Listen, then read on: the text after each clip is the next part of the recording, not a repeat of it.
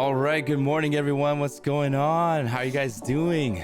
All right, guys, without further ado, I'm gonna bring on Kristi. But before I do, please get your emotes, your hypes, your people claps, all that good stuff going, and let's show her some massive Twitch love.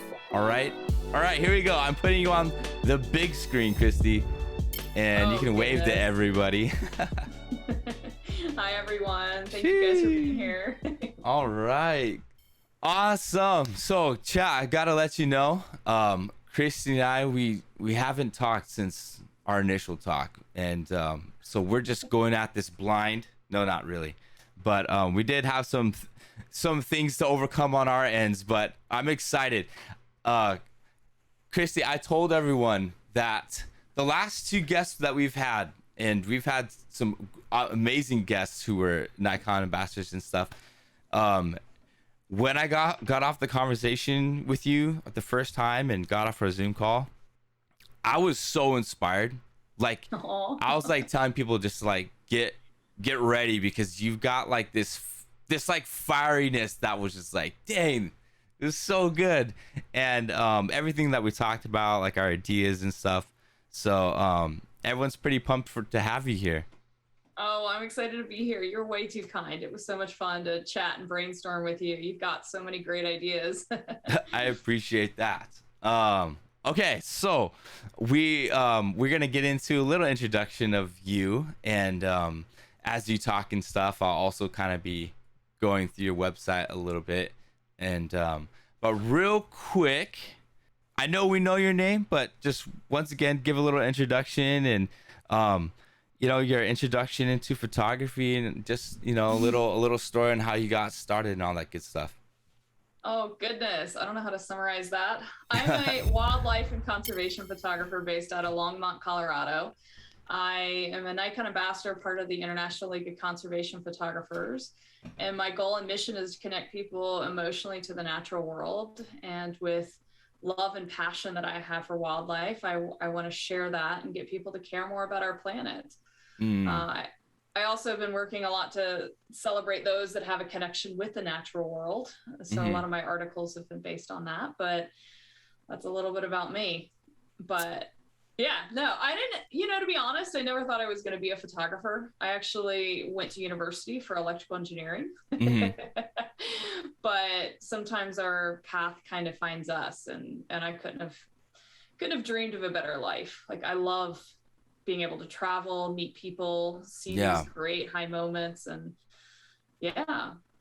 that's crazy. I think that's almost like not every photographer's kind of thing, but it's like a lot of the big ones that people that I listen to, like for instance Chase Jarvis. I don't know if you've heard of him from like Creative Live, but his story, like, going to like medical school, being a professional soccer player, was like all on the table.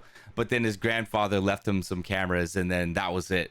He became a photographer. And I believe that was the same case for you. Like, your grandfather had left you his cameras. That's exactly the same thing that happened.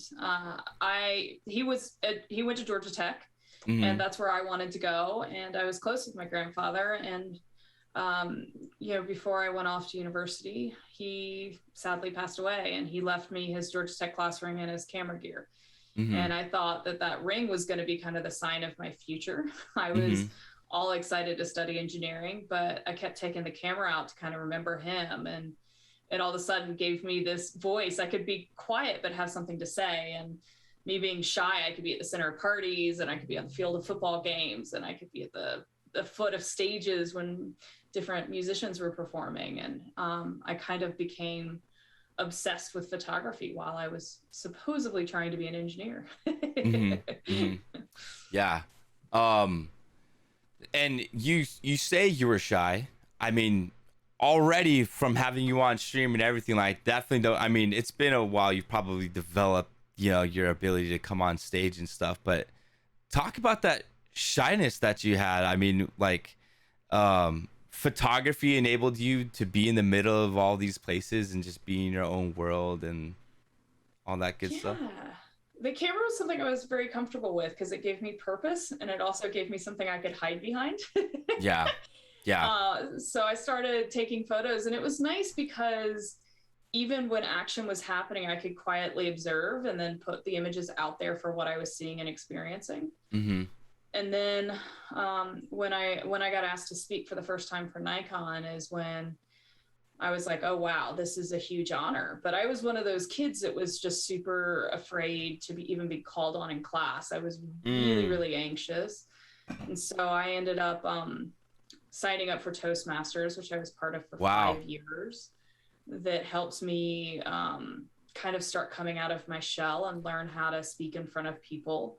Yeah. Because at the end of the day, everybody here, they're giving us the gift of time today, and there's nothing more precious than a person's time. And I want to make sure that I value that and I give to everyone that's given me that gift. And so when I got asked to speak, I said, well, I've got to get out of this shy spell, and Toastmasters helped with that. And then different public speaking opportunities, I slowly started coming out of my shell. And also, I mean, to support myself as a nature photographer for years and years, I photographed probably almost 400 weddings. And you know that field.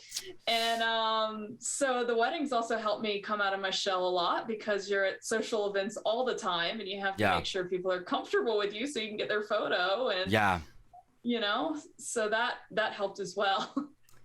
We're definitely gonna talk about that. I mean, talk about like weddings and being shy. Like I mean, the last 10 years since I've been on Maui, I've had the ability to work with young people and with parents, and speaking every weekend. And I've developed this ability to do that. But at weddings, like my favorite thing to do is like before the processional starts and everyone's just kind of sitting there enjoying the scenery, my first location to be is at the very front of the altar to shoot people walking down.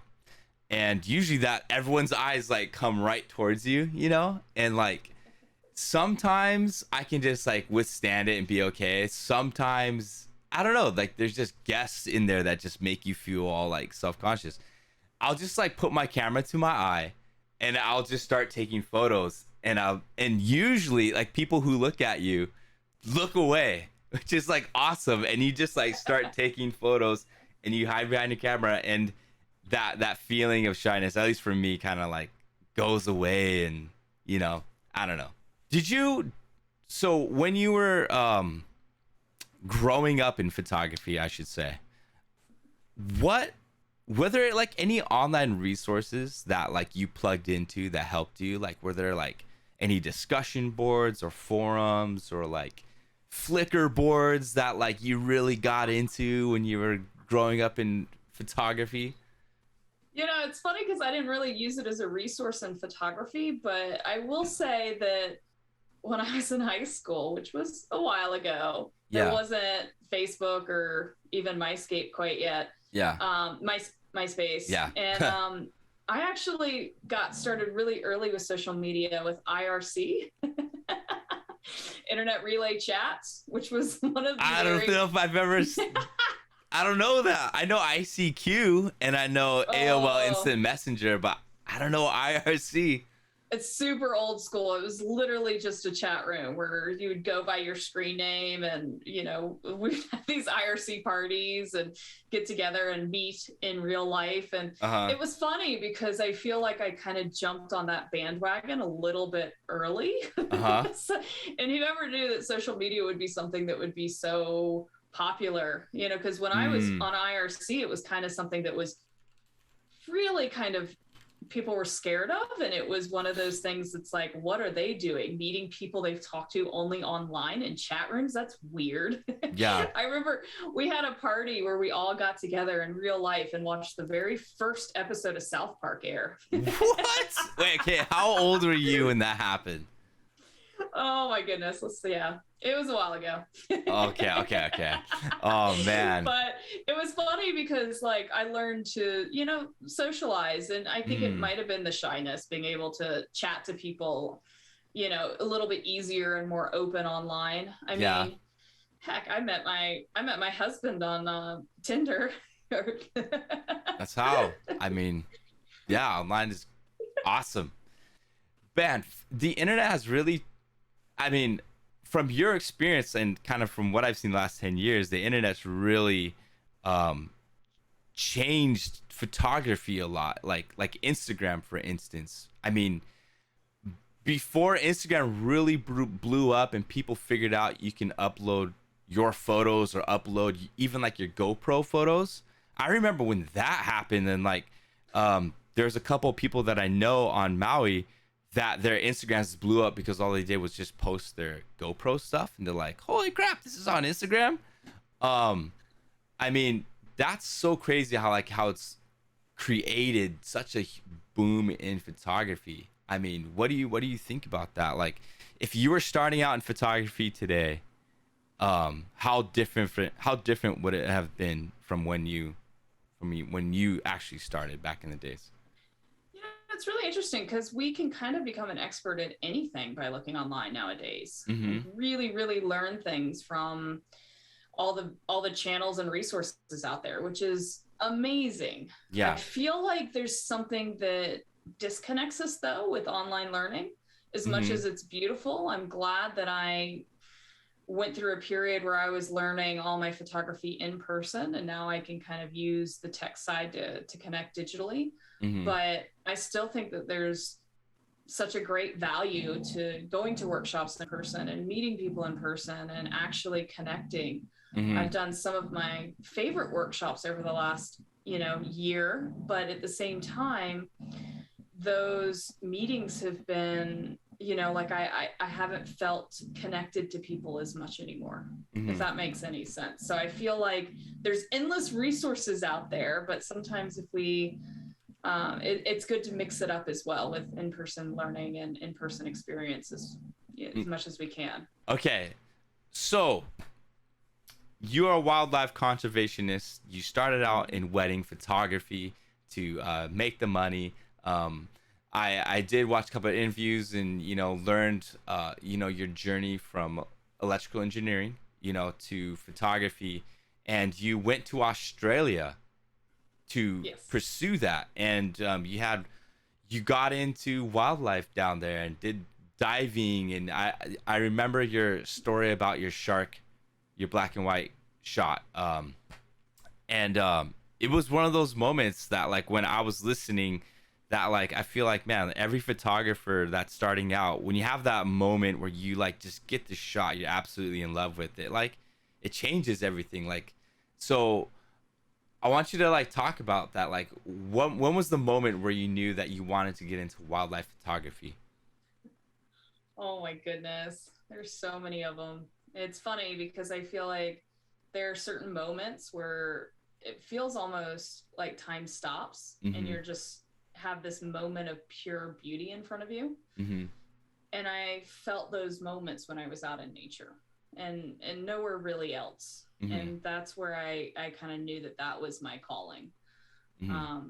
I did this one of my favorite photos was, I'm not sure if it was the shark shot you were talking about, but it was a shark shot. I love sharks. When I went diving with sharks in Australia, I ended up, not that one, that's a whale shark, but there was a different one. I don't know if it's on my website anymore, but it was the first shot that I took that I fell in love with. I don't know if you guys remember the first shot you took that you were like, yes, this was my first shot. And I remember diving with sharks and being so scared before and having all the equipment and the boat swing and everything. And then the second we got in the water and saw the sharks, there was this massive peace that came over me. Yeah. They were graceful and beautiful, and it wasn't what I expected. And whenever I'm trying to take a photograph, I'm trying to incorporate my voice and my feeling into it. And my feeling was that simplicity. So I ended up doing this silhouette shot where I was shooting film underwater, which things have gone quite far from there. I had my Nikon 5, so I only had 36 shots on a dive because you can't change your film underwater. Now you can shoot thousands underwater, and it's like, oh my god, technology's cool. But I remember photographing straight up into the light. So I was below the sharks and I wanted to photograph this symbol. The symbols they were making, and I got this one shot of 3 sharks in a light burst, and their tails were together and they were coming out, and it felt like a symbol to me, and it felt like the peacefulness and what I was experiencing. It's really funny because that I ended up it being the first photo that I loved. I sent that to a graphic designer, that photo, and that's what my logo is based on. It's my logo, and you see it on my website, is from the first shot that I ever took that I loved. So it's got all the sharks. Oh, sick. Okay, cool. So that's a short story about the design that happened there. It's the first photo that I loved, and heck yeah, brings me back to that feeling of when things started to click for me.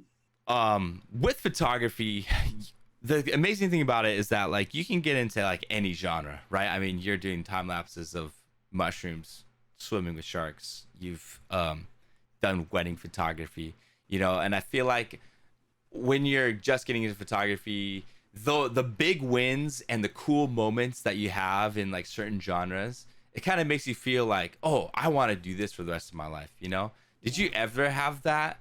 Yeah, I mean, the great thing about photography is it's a tool to capture our passions. It's a tool to capture what we love, what we hate. And throughout my life, my passions have changed. Okay. My first job as a photographer was a contracted freelancer for rollingstone.com. So I was doing live concerts for their website. And I loved sports for a while. I'm not interested in sports at all, like not much at all anymore. But I went into the concert photography and the sports photography really early on. And those really taught me a lot of useful skills. And my passion just started growing more and more for nature. And then weddings were great. I've done so many different genres. Weddings are great because like I remember the first wedding I ever did, I was shooting medium format film. I called the bride over to my house to receive her prints. I had prints on my table. It wasn't like sending a link. Yeah. And she picked them up and she like started going through them, and then she started crying. And I'm like, oh my God, have I done something wrong? Like, what did I do if I messed this up? And she ended up like turning to me and just being like, I never thought I could feel this again. Like it was, she was, and so to me, the wedding photography was a way that I could use my skills to give something to somebody that they would love. It felt good. I had never made somebody cry with my concert photography or my sports photography or my nature photography at that point. And like, I feel that it was great because it gave me that sense of purpose, being able to give people something that they loved and use the camera as a tool to do that. And weddings were never really anything that I loved, or it was never really my thing, but I loved being able to give people something that they would cherish and something that would become an heirloom in the family. So, and it was great too, because the wedding photography, I advertised myself to do destination weddings. So I did weddings all over the world. And with those weddings, I would start doing more and more of the nature stuff. So I remember photographing a wedding in Thailand. And then I bought a short flight over to Borneo to photograph the primates. So I was constantly improving my nature photography by funding it through the wedding photography.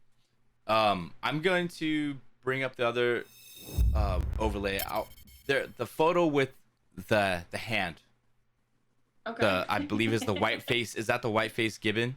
Yeah. Okay. I remember listening to this story. It was so good. There's a point that you talked about how when you're doing weddings, it's about like connecting people, and as you stated before, your mission is to connect people to wildlife, and how photographing wildlife helped you in wedding photography, like going back and forth. Like, I love that. So real quick, can you share about this image in particular real fast? Yeah, it's interesting because so many people are like, you have to specialize, like doing wildlife and weddings, it doesn't make sense. It's going to hurt your business. But I found that that's what gave me a unique voice, because I started to understand through weddings the importance of having an emotional reaction and getting people to feel. Yeah. And I wanted to do the same thing for wildlife, but animals don't have the facial expressions. They don't have the smiles and the tears. So how do you get somebody to feel for an animal? Yeah. I did a lot of studying animal behavior and learning about gestures and learning about body movement and learning about how some animals will pull their shoulders back or their ears back, and Mm-hmm. that represents a different feeling. And so the animals started teaching me a non-traditional way of seeing emotion through maybe gestures of the arms and the legs like this. Mm-hmm. And I started bringing that back into weddings, and my weddings started now showing more of a non-traditional way of showing emotion. So it was showing emotions without using eyes and face. And that's when my wedding work started winning awards. Mm. And with those awards, that's when things started opening up. Like that's when Nikon started asking me to speak for them. Wow. And I started developing that relationship, which led to the ambassadorship, which I like more than ecstatic about. The ambassador team is some of the most inspirational people I've ever Yeah. met. And it's only been over the last, I would say, 3 years that I've been doing full-time wildlife conservation work. Mm-hmm. But it took a long time to kind of be able to, do full-time wildlife. Mm-hmm. And while I love the weddings, I do miss them sometimes. And Yeah. and over the last year and a half, I've actually covered about 3 a year, but it's always been for some crazy circumstance, like the primary got COVID or something like that. And they know that I'm open all the weekends now because, so I've been flying around helping people out that have had emergencies, and all the other photographers seem to be really booked right now because there's a lot of weddings. So Yeah. I found that I kind of get to go back a little bit right now, which is nice. And it's always nice to help out and use that skill set still that I don't seem to use. Yeah. But yeah, so I've gotten to go back a little bit, but it's nice to be able to fully focus on my passion, which is wildlife conservation stories. Mm-hmm. And I've had some, this is the last couple of years has been the first few years, and I think the pandemic has been actually somewhat of changing and me looking closer for stories, and it's opened up new doors. Mm-hmm.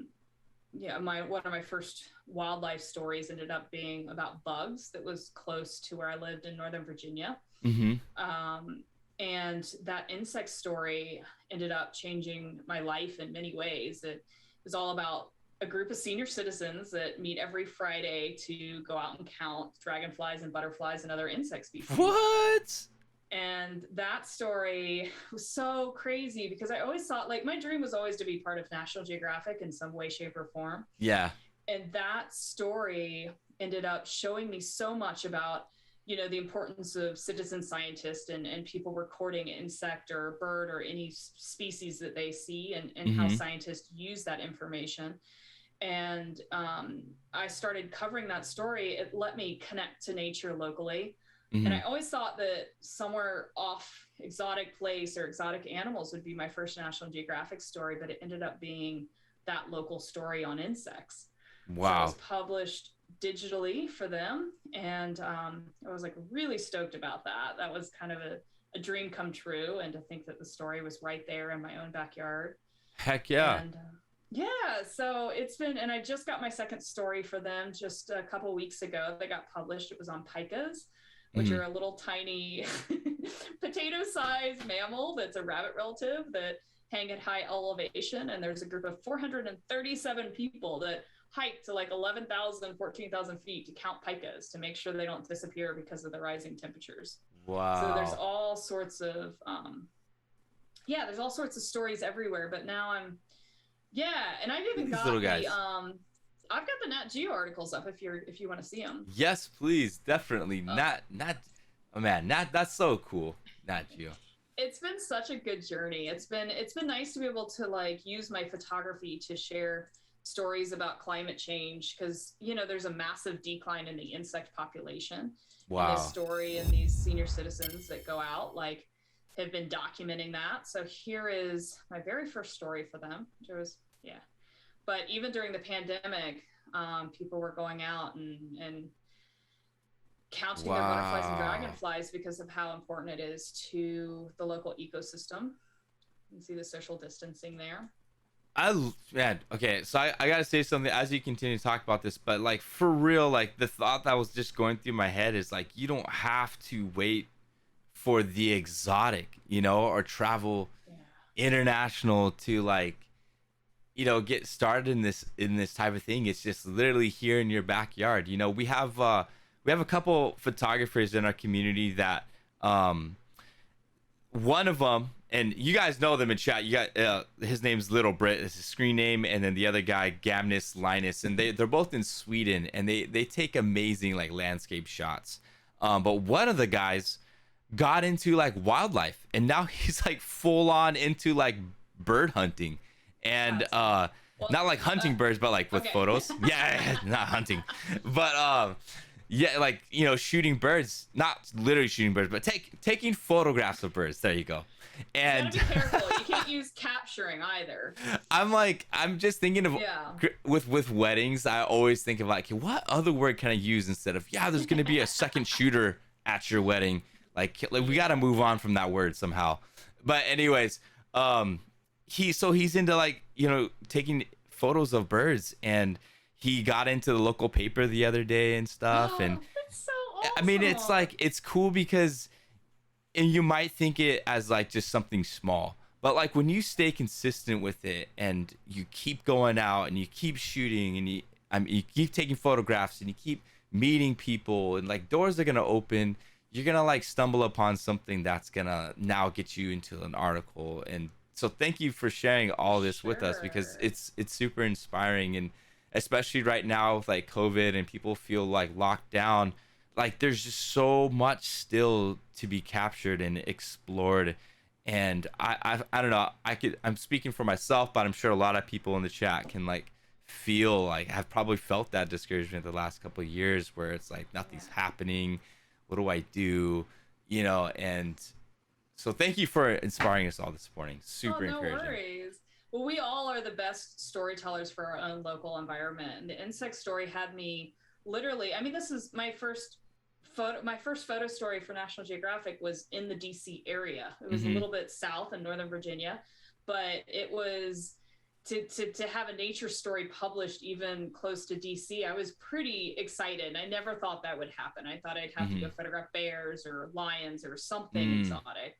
And it's amazing to be able to look around. And once you go to the parks over and over that are close to your home, you start seeing the depth of biodiversity that is right there close to home, from the fungi to the birds to the plant life. Like everything works together, and it is absolutely beautiful. So back in October, I got married and I moved out to Colorado, and I started looking for more citizen science groups, because I love that people go out and survey animals and they survey lands and they make sure that wildlife's not disappearing. Because I feel like there's a misconception that climate change is, helping protect the planet, and from climate change is something for scientists, is something for researchers, but it's really something that everybody can play a role in. And that's one of the reasons why my work has been highlighting these amazing individuals that are making a change.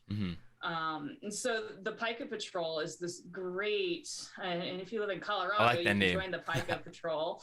So sick. But here's one of the training sessions. They go to super high elevations. Look at how cute. Oh my goodness. And here they are they eat a lot of plants and flowers and such. And here's one of the researchers. Here's one of the big groups when they were training the Pika Patrol. Okay. And so it's nice to be able to find even more local stories and to find more things that show that people are making a difference and things that people can be a part of. Okay, question, especially pertaining to this. So when you meet these people, do you, I mean, of course, you probably just reach out and be like, hey, I noticed that you guys, count, you guys, like, do they know who you are? Like, are they just like super keen on having you join them? Because it's not every day like photographers follow them, right? And like do articles and stuff. Are they ever like, who is this person? And what is she really, do they ever have that kind of like apprehension and stuff? Well, the insect story was different because to them, I was, I didn't really have any big publications behind my stories. It was more shooting as a fine artist and shooting for individual images. So when I went out, I started learning as much as I could. I didn't photograph the people for a while. I photographed the insects, and I really started to get curious, and I became really close to that group of people. Like, that group is just one of the most amazing, heartfelt group of people that I've. Uh-oh. I hear you. There we go. We're good. Okay. Well, that was so weird. The story was getting published in National Geographic. One of them started crying. No way. And I was like, aren't you excited that you're going to be in Nat Geo? And she turns to me and she's like, I'm just happy for you. One of your dreams has come true. Like, she got teary because she was excited and felt for me. And I'm just going, oh my God, they're just, a lot of nature lovers are some of the most kind and generous people out there. Yeah. But how I got associated with that group was I contacted my local Audubon and I asked for bird survey group. And I went and I started surveying the birds, and that's what they introduced me to the insect group. Okay. So it was something that you go out and you meet people on bird surveys, and people know so many people that, you know, a lot of times that'll open up those doors. And then getting that one article published in Nat Geo was easier for me to get into the citizen science stories when I moved to Colorado, because I could say, hey, I've worked a story that got published in Nat Geo on citizen scientist, and I would love to see what you guys are doing. So now I have a little bit more of a, you know, the first one took a little while, but now it's a little easier. Man, so many questions I would love to just dive into. It's so good. But we do have some questions from chat that came in. So we'll go through these and then we'll move on to our photo competition. Okay, here we go. So first question I got was from Scooter Dom, or his wife, Gav. She says, I'm curious to know if you, Kristi, use wildlife photography to educate people in regards to how we interact with them or the impacts we have on each other, or if you've thought about that. Yeah, great question. I do love using, one of the first stories that I did was on monkeys that have been caught up in animal trafficking. So it was all on primate trafficking. And I wanted to use my images to show that, I mean, a lot of monkey species have 98 or higher percentage of our DNA. So they have these emotions that you wouldn't, that people don't think that animals have. And I want to use my photography to show that animals have characters, they have personalities, they, you know, have emotional intelligence. And I want to get people to understand, to not, you know, not eat bushmeat, not traffic animals, all sorts of things. So I think it's really important to not only just take the photos, but tell the stories of what's going on. And, you know, I'm working a new story right now that is very, very interesting. It's about the effects of COVID on wildlife, because the parks, for instance, have a lot more people coming in.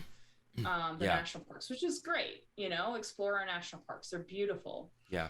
But with this added tourism, there have been, you know, the animals are getting a lot more used to people, and people are feeding animals, which is horrible.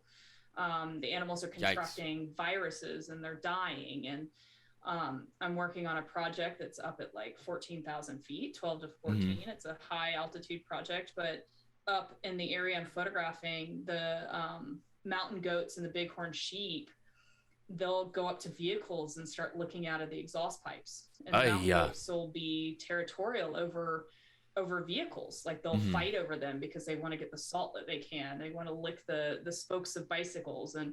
And so it's actually really detrimental to the whole environment, what's going on, especially, So I'm hopefully working on telling that story. That's what I've actively been working on right now. And the things I've seen is just crazy. Like, literally mountain goats with their mouths in the exhaust pipe trying to teach their babies to do it. Like, it's just one of the craziest things I've seen. And that's a great answer to the question. And I'm looking forward to like seeing you publish that out and get that out there, and when it's done.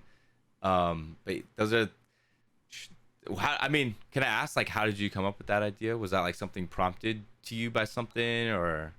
Well, luckily, it's crazy because that project is run by some of the same people that run the Pica Patrol. Okay. So the same Nat Geo article. And so I knew that they had a bighorn project, and I didn't think too much about it for some reason, because it's like sheeps and goats. Like, I didn't know exactly how big and how impressive this project was. And so the first day I covered it, I followed two amazing women up to 14,000 feet, and they had mountain lion urine on them that I think they buy at the P Mart. There's a P Mart. Yeah. And in Colorado?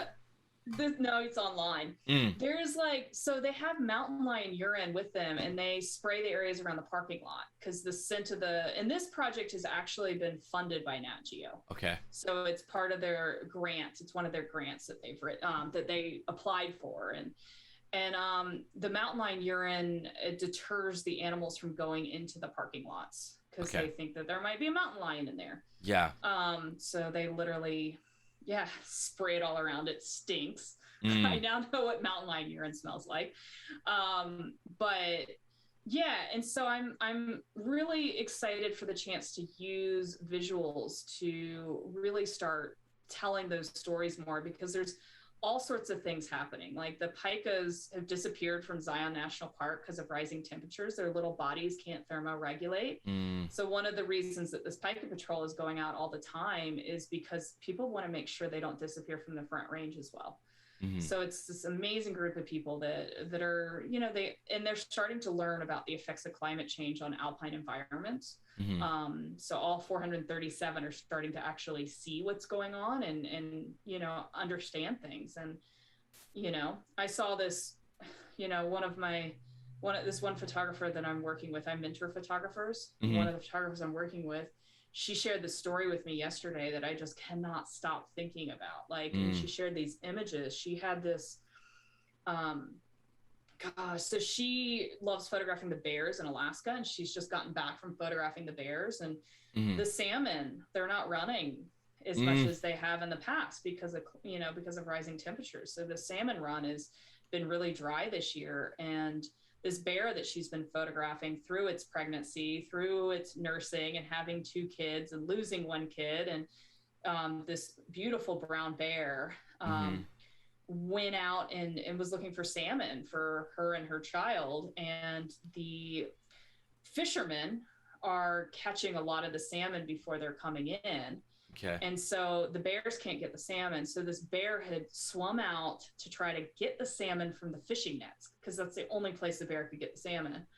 And this bear gets caught up in the net, nearly drowns. Jeez. Barely makes it back to her cub on land. And it's just that's the kind of, impact that we're having. This beautiful mother that she's got this whole series of images on throughout its life, and then all of a sudden to see it tangled up in a fisherman's net off the coast, it's I'm so shook up from those photos yesterday, and I'm just it's crazy, the stories you're hearing everywhere, and when I was talking to her yesterday, I'm she was telling me the story, I'm did you photograph this? And I was just oh my God, thank you for photographing through it. Because when you see something traumatic like that, it is instinctual to kind of just be worried. But being able to capture those images so that you can spread that story is actually really important. And so the fact that she photographed it caught up in the net, I'm just going, oh my goodness, we have to tell this story. She has to tell that story. This has to be something that people know about, because, maybe the photos can help create change or create stricter rules about how close to the shoreline fishermen are pulling the fish, especially when you have a dry salmon run like we're having right now. Wow. Sorry, you get me on those sorts of topics. I get a little passionate because there's, Yeah, I mean, I chat. You don't even realize. I mean, I don't even realize. We only get an hour and a half or so with Kristi, but the experience that she has, the things that she's been through, the things that she has learned and knows throughout the years is just like so priceless and invaluable. And I'm like so thankful to Jeff connecting us, Kristi. And I'm just thinking like last time we talked, the possibility of you coming back again on stream to like please, because there's just so much to like talk about. And real quick to kind of promo you, I mean, you do workshops, you do speaking events. I mean, chat, if you want to get connected with her, go to her website, and she has this section for education and like speaking and stuff. You currently do meetups, workshops. Yeah. I see this one's like sold out, but do you have any more? I mean, there you go, 2022, all that good stuff. So can you just like share about that real quick? Yeah, we love taking people all over the world and teaching them to be unique storytellers, and taking them to places where they can connect with nature, love nature. Passion is contagious. If we can share the passion for the planet and also give people the tools to take better photos and share that passion with more people, that's one of the other things that we love doing. So we've run workshops. We've got, the first one in Alaska is full. The second one is the 2023. The 2022 sold out in 24 hours. I was really excited about that. Sheesh. And so we've got Uganda that's open right now, and we're about to open up Kenya for 2023. Okay. I just got back from Kenya. And I also offer a mentoring program, but that is well sold out in 24 hours on Wednesday. So wow, I was really excited about that. But all different ways to kind of help create more visual storytellers and help people, become unique artists and really be able to use their craft to share love and passion or whatever they want to say. It might not be love and passion. It might be that they're going through some more rough stuff, or they see the world that needs to be changed. But we love helping give people a safe place to do that. That's so good. Chat, I'm telling you guys, please look into this, get into this, invest in it, because that's really what it is, an investment. And man, I'm already okay. I'm gonna have to get out there and start shooting more wildlife stuff, because like honestly, like when I got into photography, that was my passion. Like I loved shooting landscape and nature, especially being out. That was the reason why I bought a camera. It was a Nikon L120, and it was the super zoom. And nice. I was like, okay, if I'm gonna live here, I'm gonna buy a camera. I'm gonna learn how to use it so that my memories of this place is gonna be really nice and high quality. So I bought that camera, used it to its potential, learned everything about it, and then I bought a Nikon D5100 on layaway. And that was my favorite. My favorite camera. I loved it. One of my kids dropped it in the ocean though. We were out bodyboarding, and it was a big day at this place called Big Beach, and I was out bodyboarding, and the huge swell knocked someone into the guy who had my camera, and he dropped it in the ocean. And that was crazy, because during that time I was like, I want to be a photographer. I want to do this.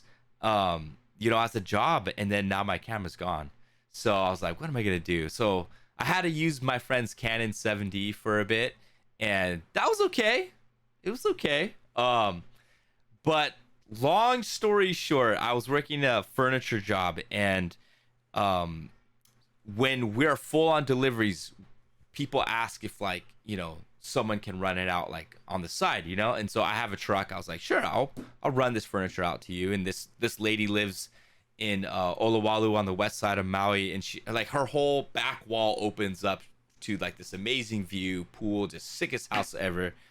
And my wife and I went there like 3 times to deliver furniture and stuff. And the third time we started talking about photography and how I don't know if you have ever heard of im.com. It's a social media photography website. They do like contests and stuff. And one of my photos got into the action category finals for their annual contest, and they're doing a contest in New York. So I was like sharing about that. She's like, oh, I do photography. I was like, no way. So she showed me this album where she was like on the sidelines of an Indianapolis Colts game in the locker rooms and stuff. And turns out she shoots Nikon, and so she brought me into her master bedroom in a room that was all of her gear. And I'm like, holy crap, this is heaven. And she's showing me all this stuff. She whips out her 200 to 400 freaking wildlife lens, and I'm just like, sheesh. And then I'm like, my camera's broken, because she was telling me I could use her stuff, and I'm like, oh, my camera's broken. I'm using this little old Canon, and she's like, all right, well, let me know when you get a Nikon, and whatever. And then I leave. My wife and I are stoked because she tipped us generously. We're eating at a restaurant. Then she calls me up and she's like, hey, it was so rude of me. I didn't even offer if you wanted to use my cameras, because I have a backup Nikon D4S. This is back in 2015. She's like, I don't even touch that. I only use my one once a year at the Westminster Dog Show in New York. And do you want to use, I was like, sure. So we went right back up, and she had a buffet of gear for me. And she's like, my husband took a chance on his business, and somehow we became blessed like this, but I know it's like the struggle. And I just, if you end up taking this and moving away and selling all this stuff, and, that's okay, whatever, but I just, That's amazing. And it was amazing. So I left her house with like the 105 macro. She let me use her 16 millimeter fisheye, of course, the D4S. And then like a month later, she was like, all right, the D5 came out, you can have it. And I was like, and I still have her 200 to 400 because I was shooting surf photography, and then she let me use it. And I still feel like I'm a caretaker of her stuff. Last I heard through the Coconut Wireless, which is like, the grapevine here on Maui, is that she had like moved away, and I'm possibly even like divorced. Kind of sad, but I still feel like a caretaker of her stuff, because it was an investment into me that like I didn't realize at the time. But I took the opportunity and was like, if I'm gonna have this equipment, I better make the most of it, and like if I really want to do this as a full-time job, there's nothing stopping me. There's literally nothing stopping me, especially now where I have the top of the line everything. I think people wait. Oh, I'm gonna wait till I get this camera. I'm gonna wait till I get this lens to do this. But you can do it with anything, even with the little Canon 70 and a 50 millimeter. Like I was out there shooting waves and bodyboarding and stuff. But I mean, getting to know your work and seeing what you do, and it seems like nothing was ever really handed to you. And it seems like everything that you got in life, Kristi, is something that you went out and got done for yourself, and made the opportunities happen, and explored the space around you and stuff. I mean, what would you say to somebody who's hesitant or struggling right now to like find that inspiration to make something happen? Well, that was a beautiful story. Sorry, I like went on too long. What a gesture of kindness, and what an amazing opportunity, and gosh, the D4S is a beast. amazing Shot story. Tons of weddings with that, and after I got my mirrorless, I'm like, thank the Lord, don't have this honking freaking sports camera shoved in my bride's face. Love it. So your question was, what advice do I have? It is a scary world, and with so much being digital now, it's easy to be overwhelmed. It's easy to go online and see what other photographers are doing, searching specific hashtags and being like, oh my gosh, look at what this person's photographing. Why would anyone want to know what I'm doing? I feel like I live my life on trying to push as much gratitude as I can. And instead of being intimidated by other people, I think of my work as a way that I'm complimenting the beauty of the earth. Yeah. And so if I put something on Instagram, it's me saying, wow, this is beautiful, and look at how beautiful our planet is. And, sometimes you compliment people and they won't say anything back. And sometimes you compliment people and they acknowledge it, but a lot of times people can't even take a compliment. So when I put something out and it doesn't get any likes or anything like that, I'm like, you know what? It was a compliment I threw out there. I threw it out, and that makes me feel good to throw a compliment out. And so I've really started focusing on my work being a place that I explore the world, feel my own passions, and put that out there. So if you work as much as you can with your camera to capture what you believe in and what it makes you feel and what resonates inside you and reflects your passions, then you're never losing, you know. And people may have a better bear shot, they may have a better pika shot, they may have this or that, but at the end of the day, I'm using my work to share what I love and what I'm passionate about, and people can take it and or leave it. Yeah. You know, so don't be intimidated. Don't be scared. There's a lot of talent and it's all over the place. Yeah. But just keep shooting and doing what you love, and not and taking the gratitude that goes along with that, instead of having the expectations of having responses from others. Awesome. Okay. I got another question here, but I love that. Thank you so much for sharing that. And good. This one's from Guy Rowe. He says, what's a shoot that you learned from most without expecting much from? And that's a really hard question. And did you believe that any kind of photographer can learn more for their specific craft from doing different kinds of shoots? You know, I mean, I will say I've failed a lot. Okay. And I've definitely gone through situations where I'm like, I could photograph that. And in fact, I can't photograph it. I remember this one, I was photographing events. The weddings led to events, and the events led to, well, you photograph this plate of food, and this high-end place all of a sudden gave me these dumplings. And I looked at these dumplings and I'm thinking, how in the world do I photograph dumplings? Like, I just want to eat them. Like, they were all one color, and they had all this greasy texture, and I'm just like, I couldn't do it. I couldn't get a good photo, and I lasted to the point where, like, my hunger overtook me and I ate them. Oh man. And I remember thinking, I can't photograph food. Like, I literally cannot photograph food. Yeah. But, you know, I struggle with landscapes. I'm working more and more with landscapes. I try to use all the rules and everything like that. But I really like work that shows people a unique way of seeing things. And maybe I don't see landscapes in a unique enough way. Yeah. So there's definitely been challenges and things that I'm just like, but the one thing I will say is a lot of the successful photographers and a lot of the people whose work's out there are people that are masters of failure. So I try and I experiment and I fail all the time. And when I fail, I analyze that and I try to see what I can do better next time. And so, yeah, don't be so hard on yourselves. I don't know if I really answered that specifically, but those stupid dumplings, I still have no clue how to photograph a plate. They haunt your dreams. They live rent-free in your mind. Oh my gosh. Food photographers, I don't know how or what mad skills they possess to be able to, like, photograph dumplings, but it's something that I definitely lack. Yeah. So. I love it. If Instagram is the social media platform for the highlights of our life, because I mean that's what it is, right? You talk about failure, but like we don't really get to see it. I think we need a platform specifically for our failures, you know, or just be more, you know, I don't know, or something like that. You know what that is? You know what that's called? That's called one-on-one workshops with Kristi Odom, in which you guys can invest in for, you know, yeah. Go to our website, and there you go. So good. Okay, we got more questions, but we're going to switch gears and head into our photo contest. Yay. And we're gonna look at these submissions, so I'm really excited.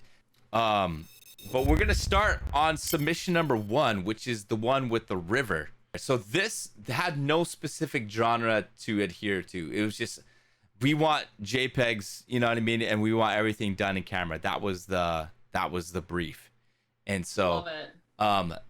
This photo here, and we kept everything anonymous, but if people want to talk up in chat, if your photo came up in chat, please, you know, speak up and you can tell us, because I'm curious about this border. But anyways, I want to hear from you, Kristi, and yeah. Well, I love that this photographer chose to use a longer shutter speed to bring out the texture in the water. It's really, really beautiful to see how the stream's flowing, and also the direction of the stream flowing is the same direction as the staircase. So it's got that great repetition of lines that move in the same direction. I love that this really invites us in. Like my eyes travel up the stream and up the stairs into the bridge, like a landscape photographer should. And this is it's absolutely beautiful. It's really peaceful. I am curious about the border and how that was done in camera, but yeah. I think that it's a really nice, beautiful image. I think if you wanted to elevate it a step more, revisit this place at a time that doesn't have that harsh light, because that harsh light adds so many speckles of high contrast around the image. So having something on a cloudy day or having something in the early morning or something would even make this stronger, but it is a beautiful image. So good. I love it. So many things you pointed out about it that's like, woo, guys, get your notepads out, take notes, right?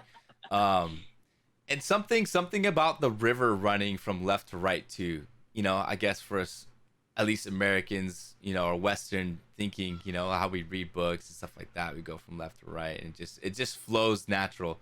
I love that with the staircase and everything.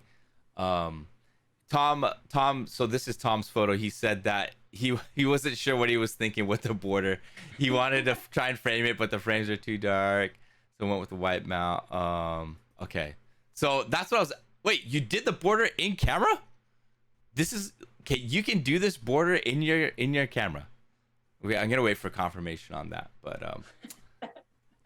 I love the suggestion too about revisiting the place during a different time, especially like being passionate about landscapes and stuff, because like you're out there and you get the shot and you feel satisfied with it, but if you could only see it in a different light, that's such a good thing. I love it. I had to shoot a white mount against a black. So is it like a multiple exposure then? All in camera. Wow, that's impressive then.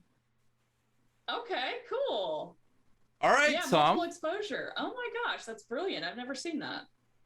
All right, cool. And just to remind people, so Kristi's she's got the judge vote. She's got the vote who's going to determine. I got a little swag bag from Jeff, so thank you, Nikon.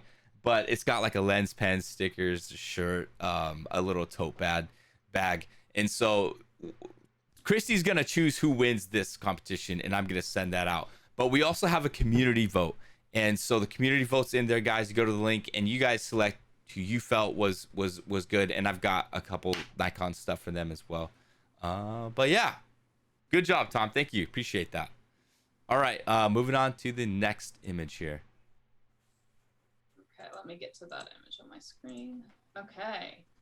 Oh, wow, beautiful panning. So it looks like the photographer was in another vehicle and locked in on this car, and chose a slower shutter speed that shows the movement and the direction of the car moving. So you see those great lines and how the background is kind of blurring with the photograph there. I think that's a really well done. And I love that I love the little reflection of the lights and the on the road there, like that gold color. It's beautiful there. For an in-camera shot, I think that this was done really, really well. I would love to see what would happen if they experimented with even slower shutter speeds to even abstract the background more than that. Because yeah, it's funny because the shutter speed that was chosen here is probably, in my guess, around 1/20th of a second. I could be wrong there, but it kept the trees in the background pretty still. Because everything that's further away is moving less rapidly. And so it would be nice to see that blurred as well and that movement accentuated even more, because I like when things go really abstract. But I really like the sense of movement in this. I like it. I like your what's it called? Your critique of it. I what's going on in the back of my mind. I was like, how do you? I mean, because you just came on stream, you're just rolling into our community, and to fire off real good, sincere feedback. I wonder if you've got some I mean, you've probably done this for a while to get into that mode, and because like you're saying with the images, you got to connect with it, and for this one, it's like a more of an inanimate object, it's just a piece of metal rolling down a street. How do you connect with this? But I really appreciate the way you critique and bring out things about it and stuff. So no worries. I love that they've brought it to life with the movement and by using that slower shutter speed. I think that was done really well. Yeah. All right. Yeah. And by the way, Chad, this wasn't Connolly. I was surprised too, but well done. Submission number 2, right? Yeah. I have a different order going on. Submission number 3. Okay, let me get to that image. This is so fun. It's nice to see so much personality in a portrait. Like, I kind of want to know this guy. Yeah. There's and I really enjoy the lighting. I don't know if this is makeup or lighting. But whatever it is, like, I love that the eyes are so clear in the middle of it, I think that that's really, really fun. And I like that I like that there's a little bit of, I don't know, there's a little touch of crazy to this, and that's something that's enjoyable. One thing I'll say, and it may just be, I do have a light in my face, but I'd love to see blacks that have tones in them instead of the black that just kind of falls into the background, that shadow. So having a little more tonality there, as well as looking all around the frame. It's a little tight to the bottom of the chin. Having just a little bit more space, I think would make it a little more aesthetically pleasing. But great job bringing some personality and character out. Yeah, the first thought I thought of was Wilson. I mean, too. put that face on a volleyball. No. I didn't think Wilson. I thought Braveheart. Oh yeah. They can take our lives, but they can't take our freedom. Is that the quote? Nah, yeah, that is. And Race the fan in the chat. That is the guy. He's a weather photographer out there in Tucson, Arizona. So I think you got to be crazy to chase the weather. So I think we see the inner weather chaser in here. But yeah, his eyes, definitely that focus. I think that's what his wife fell in love with, those dreamy blue eyes. But yeah, okay, so yeah, he used projecting onto his face. Nice. And good shot. Good. Hey, Race fan, thank you for submitting, bro. Submission number 4. Oh, this little pup. Oh my gosh. This is so fun because it's like, when your dog stops and just looks at you real fast. It's like, I feel that, like, did you call my name? Do you have something for me? So the fact that this is a nature shot that brings that narrative and makes me feel something, I think is really, really beautiful. I love the great sense of movement. I think that, this is what my dog does when my dog's named Choco. When I say Choco, she does this, what? So I love that you see the face turned away and then the face turned towards you in the same shot. I think that that's done absolutely brilliantly. Yeah. I would say, as much as like the last one, I talked about tones in the blacks. This one, I'm going to talk about tones in the whites a little bit. The white that's behind is a little bit harsh for me. So I would have liked to have seen a little more detail come out with, by changing your exposure a little bit, but great job making me feel and having an image that I could connect to. Awesome. Submission number 4. Good job with this. And this type of effect where you're only getting select color in here. I know that the person who submitted this shoots with a D750, and I'm not quite sure exactly what all that, but they do have that, right? Selective color features. I've never looked. Yeah, but I think I'm pretty sure that was the case, but or maybe this is some kind of. Anyways, I wish she was in here in chat, but so good. Okay, moving on. Submission number 5. Okay. Oh, this was my number. Okay, changing my order. What a beautiful feel. I love that there's a use of, you know, when people use complementary colors, that's colors that are opposite of one another on the color wheel. It brings that sense of drama, and having this, you know, reddish tone with a green tone and the complementary colors, but it's done kind of in a subtle way here. I love the texture overlay. I like that the green adds to the florals. It adds to the serenity of this image. And I really enjoy, you know, the pop of pinkish red in the center of the image. I think that that's really, really nice. I'm assuming this is a multiple exposure with an exposure taken of some sort of greenery out of focus, which added the texture feel to it, which is just so well done. As for something that would improve the image, I would love to have seen either more of the eyes or less of the eyes. I feel like the top of the frame being cut through the eyes, it bothers me a little bit. So maybe framing just a little bit higher, or framing just at the nose and the lips and cutting the eyes out completely would have made it stronger. I think I would prefer to see the eyes, but yeah, the crop could have been just a touch better. But great job with mood, and great job with using a texture overlay within camera. Tom says, I like this one. You can sort of look deeper and deeper into it. That's what I was thinking. I was thinking, like, because there's like layers to it, like where the flowers are in focus and then where they're not. And then I was thinking, you know, where it's darker, it seems like where it's just darker, it could be because of the hands, but it seems like you got this like little semicircle of like the darker reds where the hands are. And yeah, and then of course with the bokeh of, like, you know, different flowers and greens. Yeah. And good point about the eyes too. Being it smack in the middle of that being cutting out, I totally see that. So it's good stuff. Okay. All right. Moving on. Submission number 6. This one is the bride and groom. Oh, this is lovely. What a great sense of framing. Like being able to do, it looks like it was a multiple exposure, maybe flipped upside.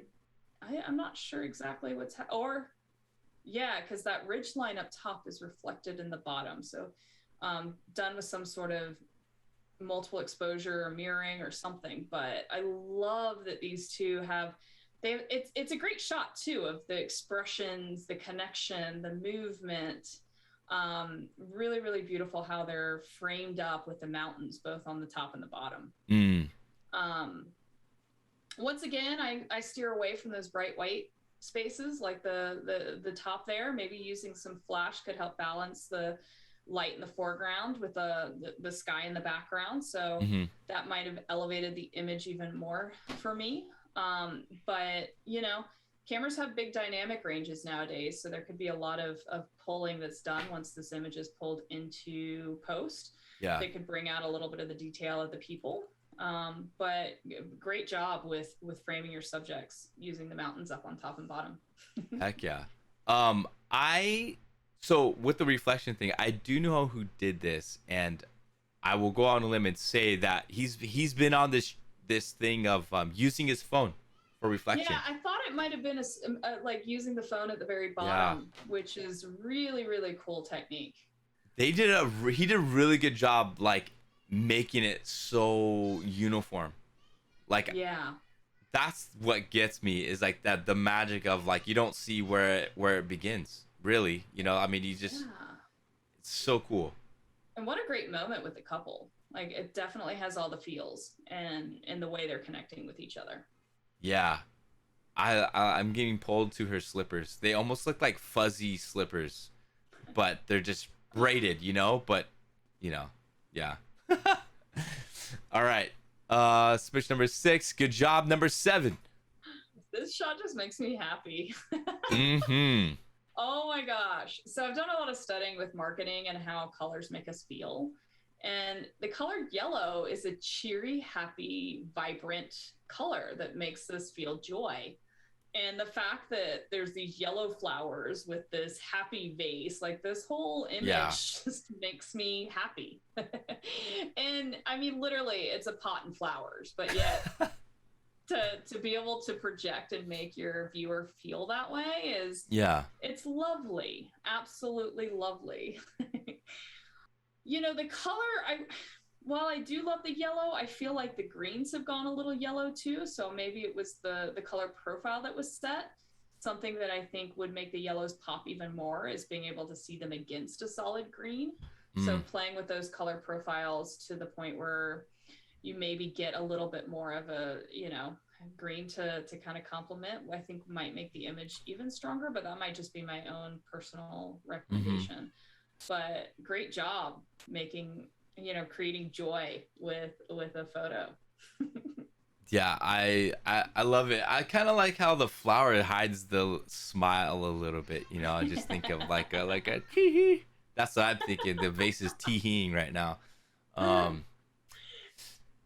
It's like good. The vase is sitting amongst the flowers instead of the flowers amongst the vase.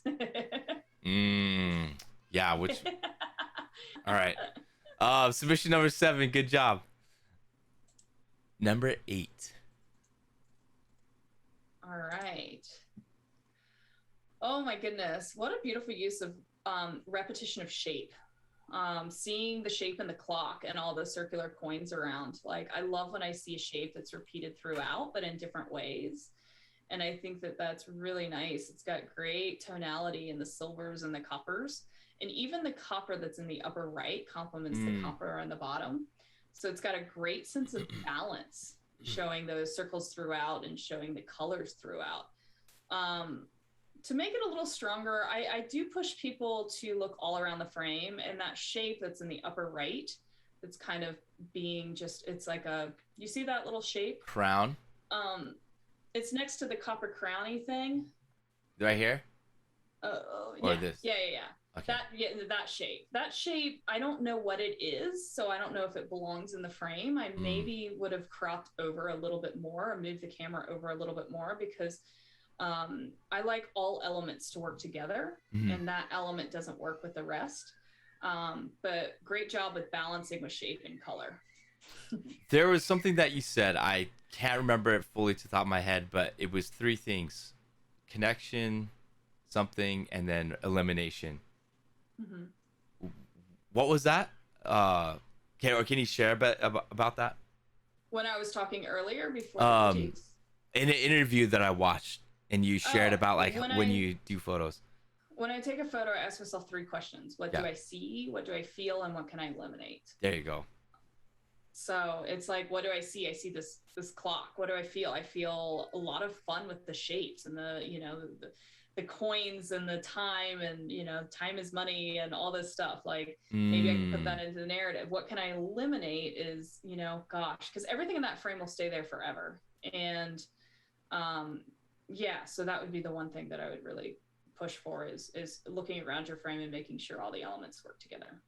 Okay, so good. So sorry, I'm typing this in chat right now for my own self. What do I see? What do I feel? And what can I eliminate? Yeah. So good. All right. Sorry. Going back to the other image real quick, Kristi, somebody put in chat that the vase was very invasive. I thought that was a good joke. Oh my gosh. That's the best dad joke of the day. Yes, Gyro, you took the cake on that one. But I like your observation of this one. That time is money. Honestly, my brain didn't go there, and when you said it, I'm like, holy crap! Hello, that's what it is. I mean, whoever took this image, you can throw it up on Unsplash or Getty or something, and somebody will use this for their PowerPoint. That time is money. Somebody will. Come on. All right. Last image here. Oh, I never got this one. Okay. Yeah, this was a late one. Okay. Okay. I have to look close because I can see on your little thumbnail. All right. Great use of shapes. I love repetition of shapes. And there's these shapes in between her body that show triangles all throughout. Triangles in the shapes in the negative space of the legs and the negative space of the arms. The triangles are repeated on the bathing suit. It's got great skin color and tone too. I love the leading lines of the foreground moving you in, but the background I find to be distracting. So I would think that like if you could find a way to eliminate on the background distraction, because there's, you know, the wood that's coming out of her neck here, and it doesn't really play a role in the image. So maybe simplifying by using a shallower depth of field or finding a different area to photograph in, I think would make it an even stronger shot. But great use of shapes and great use of leading lines here, and photographing the beautiful skin tone. I mean, just off the heels of what you talked about, like what, Off you know, the see, heels. feel. Oh my God, I did not. No, I did not mean to say that. I love it. Okay. But you know, what can I eliminate? And I'm, you know, wondering this shoot, if this is, you know, this was the location to be, or how easy it would be to move. You know, I agree. Like, I feel like the background is a bit. I mean, I might take this a bit further. You know, maybe it's because of the heels, but I feel like it just doesn't match. You know, I feel like there just needs to be a simpler background because the heels are so. That's like such a star of this shot. You know, that I feel like these heels belong somewhere more upscale.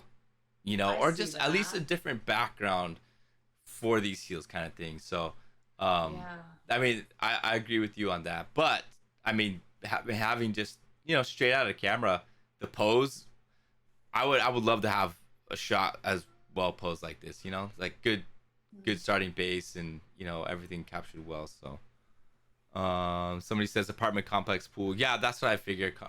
You can see the gate back there and stuff like that, but. Yeah. A good point about the shoes. The shoes are high end, but yet it looks like plastic kind of lounge chairs in the background. It seems like it's All right. Well, all right, chat. That was all 9 images there. We're going to put them all up once again, and we're gonna give ourselves 5 minutes. Okay, so chat, I'm gonna give you 5 minutes to head to the Google form where you can put your vote in for the community vote. We'll see what chat thinks, and then Kristi and I are going to talk about the images, and then she's going to give us her final verdict. All right, chat, Kristi. All right, Kristi has selected the winner. All right, guys, so if you guys disagree with her, you guys can take it up with her. But here we go. She actually has a runner-up, and I don't know, maybe Kristi, you want to do the runner-up first? Oh yeah, I'm happy to do the runner-up first. I really love the landscape that had the multiple exposure of the frame. What a beautiful idea, and what a moving landscape. Moving. But this is just, it's got a great sense of feeling and place, and I love that. I don't know, you went creative and actually lined up that mat so that it was perfectly, you know, it's perfectly framed, and that's hard to get that exactly on like they did. I'm really impressed, and I'm really impressed with the, you know, the shot as well. Like, this is great. Yes. So congratulations, Tom Holmes Photography. I will be sending you, I've got your address, I believe, from others' orders, but I will be sending you your actually, no, you don't get a prize. You're just a runner-up. The other prize is for the community. Okay, so now, Kristi, hold on a second. Let me get the image ready. But you selected the winner. All right? And here we go, chat. The winner of week 3 PHOCON. I've got it. All right, Kristi, we're ready. All right. I love this shot because of the amount of personality and character and fun and the reaction I kind of had to it, and the use of lights and the use of lights creatively and the use of portraiture. I thought that this was a really fun photograph. Congratulations, Ray, aka Wilson, aka Mr. Blue Eyes. You won this week's PHOCON competition, and just as Kristi says, it's got all that character and life, and yeah. Gee. Thank you to everyone who submitted and put in for this week. It was definitely fun to get out of the box and to submit something that we didn't touch in post. and get to edit and to have to yeah. So anyways, Kristi, I don't want to make you late for anything else, and I just appreciate your time being on stream and all that. Thank you. Well, I so appreciate you, and I appreciate everybody that's here. This has been an amazing start to my day, and yeah, feel free to reach out to me on Instagram or share some work. I would love to get to know some or all of you guys that are listening on, and thank you all so much. I'm very grateful. Yay! And real quick, would you be willing to come on again? Of course, anytime. I would love that. All right, so I've got you on the big screen. You can say goodbye, wave goodbye, and everyone show lots of love for Kristi, and we will be in touch for sure. Okay, thank you all so much. You guys have a great rest of your day. All right, thank you very much.